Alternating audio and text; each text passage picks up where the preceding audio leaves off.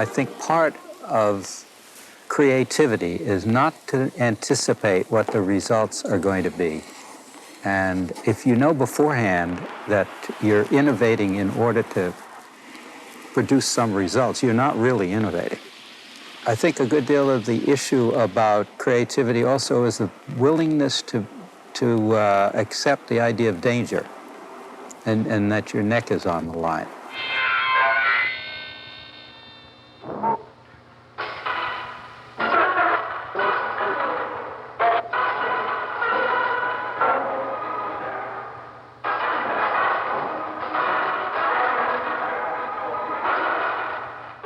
But my job as an educator is to simply generate their creativity. That has a lot of roots in Larry's work, and particularly his work in defining creativity, a creative process. And he developed a system called the RSVP cycles, and that has been a major influence in the way I create dances and in the way I generate creativity in others. Tonight I would like to speak about the RSVP cycles and how they function. The cycle includes resources, the idea of scores, which is a way of getting people in groups or indicating ways by which people in groups can do things together. They perform them, and then they can value act on them. Performance means acting out or carrying out the score. In a sense, we've written a score for tomorrow already. We've established how the groups will relate to each other. And the dialogue that we've had has been a form of value action about what's been said.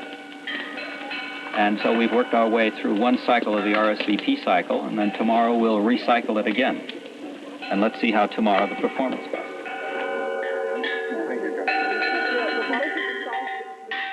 It is a substitute for the word choreography. And the main difference when you use the RSVP cycles is that you don't know in advance exactly what the outcome is going to be. Because it's a living process which is responsive to change, responsive to resources that may be generated outside of your own brain, but include other people's experiences. And it's a process. It's something that keeps evolving rather than something that I have an idea, here's how I'm going to do it. I'm going to come to the studio, work out the steps. I'm going to teach the steps to you. And that's fine. There's nothing wrong with that. It's just that I was interested in something a little different. And that system or method that Larry evolved for his own work as a city planner was very applicable to what I was searching for. So the RSVP cycle is simply stands for collecting resources, R. Now if you go from resources to P, which is performance, you have improvisation. You have, well, here's a lot of resources, I'm just going to experiment with them. That's fine too, because that will generate more resources. But S is scoring. A score simply has 4 components: activity, over time, in space, with people. Simple. So the activity may be for the performer, run, but I'm not going to tell you how to do it. I'm not going to tell you how to run.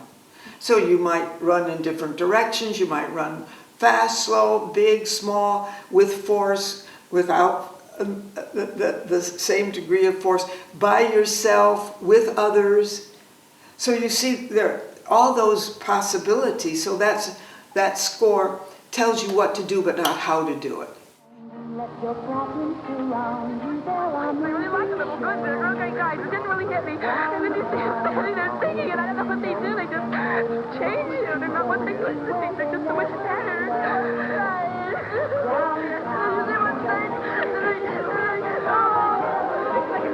They're just like a meant for you. It's what they seem like. Every little movement's for you and no one else.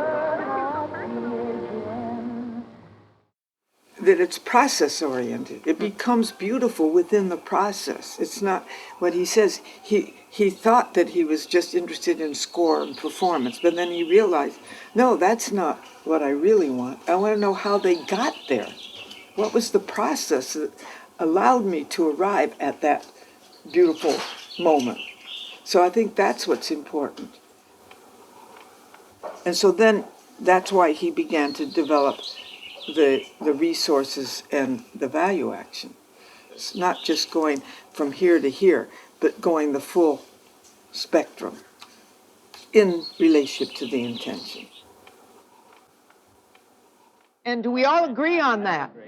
Huh? I don't agree. I absolutely don't agree with that. Early in the workshop, it was crucial that we establish a way of creating together. My approach is not to choreograph by dictating to others. I believe in creating together by encouraging each person to create his or her own authentic movement expression. This generated many different movements and many different points of view. And it became obvious in the discussion that whatever statement was made about the theme of life and death, it had to include each individual's personal statement. We have bought off on the image of art and artists as lonely people, and therefore I have, and Anna has too, violated that image, because I don't think that an artist is a lonely single individual. He has moments when he is alone, but he needs to relate to his community, he needs to relate to the people whom he's going to work for and for whom he's working. And I extend that to participation on all levels. This is all about, that's why we're all here. We're all here to help each other. If we're going to fight for our lives, we have to support. And it's like support where people are at the point in their struggle. As far as I'm concerned, I don't want anyone questioning what I put out. She's given a lot of her own inherent artistry as a way of making other people artistic and whole.